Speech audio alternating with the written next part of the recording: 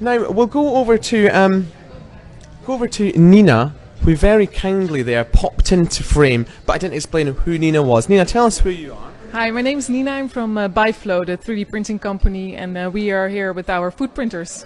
So you've supplied the 3D printers for today, have you? Yes, we're here with 8 printers. We're from the Netherlands. So we flew in a couple of days ago.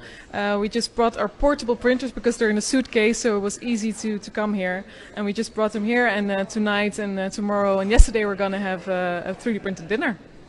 Oh, excellent, excellent. Now, may I just remind viewers that have just tuned in, just to give you a recap of where we are. We're in East London at Food Inc.'s world's first 3D printing restaurant, is what it's billing itself as. And I'm with Nina, one of the suppliers of the 3D printers that are printing out the 3D food here today. And if you'd like to get in touch or ask Nina anything right now, you can do. If you go to the comments box below this video, send a question our way and I'll give it to Nina here.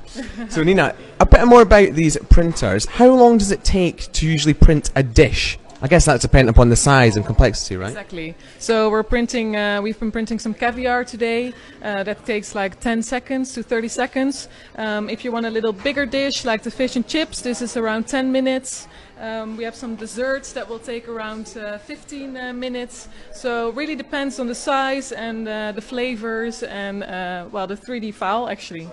And what? I was going to ask my own question, but people from the Tom has asked, is it like baby food? Because it's a paste material. Well, it is like a paste material, so it's like mashed potatoes or guacamole or hummus. So if you consider that as baby food, then yes, it's baby food. But we can also print chicken, for example. We do not do it here because we don't have the hygienic circumstances. But then you really have the texture of chicken. You can fry it afterwards, you can bake it afterwards, you can do all sort of things like in a normal kitchen. It will have the 3D shape, but it has the texture as well. And how long does it usually take to print out a dish then? Would you say in minutes? Yeah. Terms of what? Well, for example, we have London printing over there in passion fruit. It's a dessert. London in passion fruit, ladies and gentlemen. London in passion fruit. As you can see on the display, it has been printing now for 8 minutes. Depending on how high we go, how many layers we want, that will take the time. So the first layer is almost done. I think every layer takes around 10 minutes. So if you want 3 layers, then you go quite high, it's 30 minutes. Now, one of the questions that I've seen repeatedly here on my phone, thanks very much guys for chipping in with these questions, very useful, something that I didn't actually think about until now, which was how healthy does this food compare to just eating regular dishes? Is this actually healthy enough to consume on a routine basis? Yeah. Or is it a dish that you should only have once in a while?